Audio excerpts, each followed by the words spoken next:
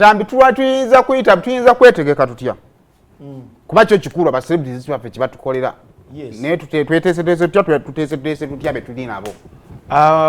Emu ku success stories awareness campaigns twakaba nazo mu Uganda y'ey'omukulu yatuva ku maaso Fide Bongole Lutaya. Fide Bongole Lutaya ali musajja omu ku bayimbi abaali ab'amaanyi ennyo n'essaawa zino omu ku bali regarded as the greatest of all times. Naye yasanga akaseera akazibu ennyo mu 1989 we yakitegeera nti nno amaze okubanga afuna obulwadde obwo okubanga asooka okutegeeza ku bantu be.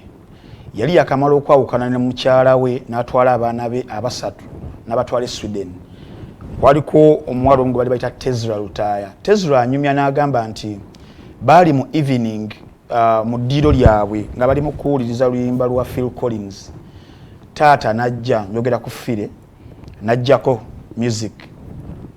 n'abagamba nakijagala okubanga mbagamba baana bange. Mu kaseera ako nga obulwadde bwali bupya nnyo mu bantu abamu nga tebanabana kubanga babutegeera ne stigma yajjirangako engeri abantu abali bafunye obulwadde obwo gye bayisibwangamu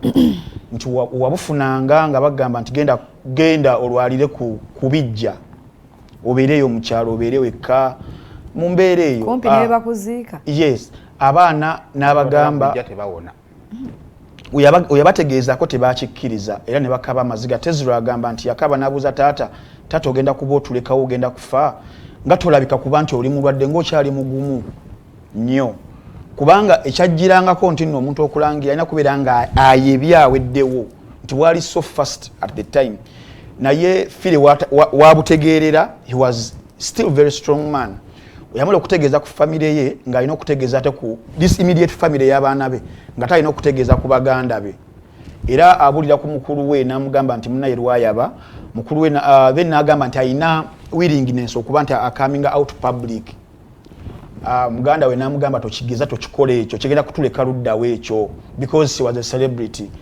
Lutaya n'amugamba atofaayo oba tosobola kubeera nange mu kino ngenda kuba nkikola nzekka wabula muganda we yali convinced enough ne baorganizinga kuba nti akomawo mu Uganda n'ategeka press conference ndoza yali ku Sheraton awo nabeera nga alangirira nti yali amaze okubanga afuna obulwadde naye era n'abantu abasinga tebakikkiriza mu kaseera ako era abamu baali balowooza nti zino zetulaba stunts z'ennaku zino zaava dda n'eri nga balowooza nti waliwo agency eri mu Europe emuyiseemu okubako abeeko byayisaawo so they never believed ne bamuyita mulimba nakyegwanizi naye yali amaliridde okubeera nti agenda ku campaign era yali yakamala okufulumya album ye ya Born in Africa that was 1987 then mu 1989 n'afulumya album eya awareness program gye yatuuma Alone and Frightened okwali akayimba aka Today is me tomorrow someone else. Ntambi wamma tuyimbe abantu akayimba bakategeere bulungi bakategedde tebannaba Florence Ntambi sabula nenda kuteekamu all Ntambi wanonze enfuga sikirizibwa kuyimba gegeenya atofuga bwomu epozi watu ababiri ande nze musajja ate kati ng'oli musajja we wange bambi oluyimba ne lufuluma campaign negenda mu maaso nebeera nga yali etegeeza abantu abalala abaliwo nti nno olaba nze celebrity Fire Bongole utakisobola okuba nga kintuukako kitegeeza munnange naawe omulala yina kisobola okubeera nga kikutako so that was one of the most campaign awareness campaigns ezatandikibwa. Unfortunately mu December nga 15 1989 Fire n'atuva ku maaso naye era n'abalala balabira ku Fire because olaba nga bakayimbira Dramactors omuzannyo ndiwulira that was around 1991 Charles James Senkubuge Alosia Smartov Joy Andrew Benon Chibuka n'abalala ne bagu staging era organizations ezenjawulo ngugasako ne government ya Uganda za funding a project yandiwulira era mu 1992 July 17 erina kivubaawo esaawa zino National Ham Stadium ne bajja ne bagu stagingirawo ne gutambula mu ggwanga lyonna. Ono mu 2006 Florence ndozo ojjukira bulungi oluyimba lwa A Little Bit of Love Steve Jean Juliana Kid Fox Mama Nanduja Misa Kisemakula Chaga abantu abakulu abasinga mu ggwanga muno baalimu Peter Miles ba mention sayimo oba gwe wali omwana yasudde ka flaga nze nakwata video bade nze nali nze mukuru waabwe naye yagala webale nnyo webalire ddala ate akasembeyo otaddeko kaaki so campaigns zibaddengawo naye my point is nti ba celebrities bano babantu abali mu limelight singa baba bavaayo nga bemmenyeekaawo n'okwegatta ku muganda waffe yakavaayo wiiki eno okuba nti nno they come out publicly yabeera nga babulira ensi kisavingako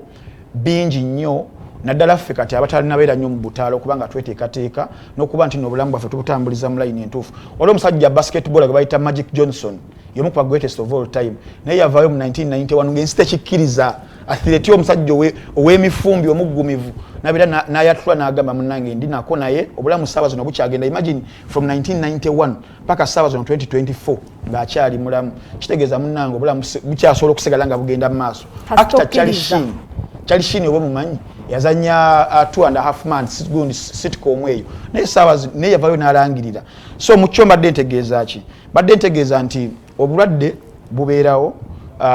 mukama waaba kyaleese mu ngeri emu oba endala kiba kiyambako nnyo okuba nti abantu bano we bavaayo ate ne ba embarkinga on to awareness campaigns oba programs kiziiza nnyo era kiteekateeka abantu abalala bangi nnyo n'abalina okumakinga sure nti n'obulamu bukyagenda mu maaso bakyasobola okubeera nga bakozesa processes ez'enjawulo ddagala n'ebiringanga ebyo ne rehabilitation okubeera nti n'obulamu bugenda mu maaso n'okuziiza abalala okubeera nti nebayinza okuba babufuna. Okay, tuyanzege kale kakati kino kituba tugezaako okwogerako waliwo omuntu alina emboozi yagala okufaana mu layini eyo tetugezaako njagala tutegerekeke bulungi tugezaako kukiveeyo mu bulungi kuba ososevinga akakadde nottomu kituufu ate nga twagala bonna babeere saved at the same time kakati society zaffe zino simanyi abantu babaganye okukkiriza nti kino tutambula nakyo oba ffe tulina obuzibu simanyi Kalmaka alina emboozi yakoze ne Farouk this week yenawooza nti eri mu layini naddala mu ekyo ate yibaga agamba temuno okweyaga tebakola ki tebeyagala naye lwakuba nti oli yavaayo n'alangira n'agamba naye nze ndi bwe nti kati ffe ne tutandika kuyigga buli amuli mu layini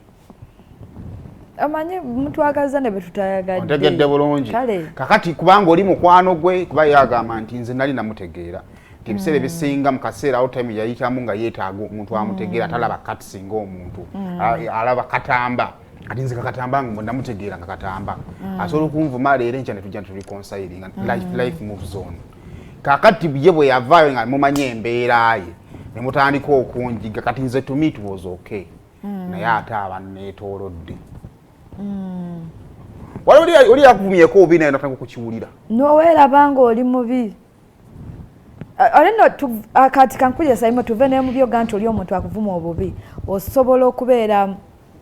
n'omusajja naddala ffe abakazi osobola okubeera n'omusajja omusajja oyo n'akuyisa bubi n'akulowoozesa nti oli mubi togwanidde kwagalwa teri asobola kwagala n'akuyisa bulungi teri singa oba ovuddewo teri asobola okutwala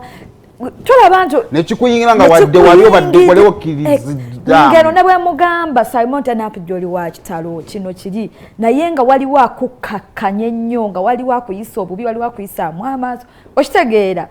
nakyo kisobola okubeerawo ekyo bwekiti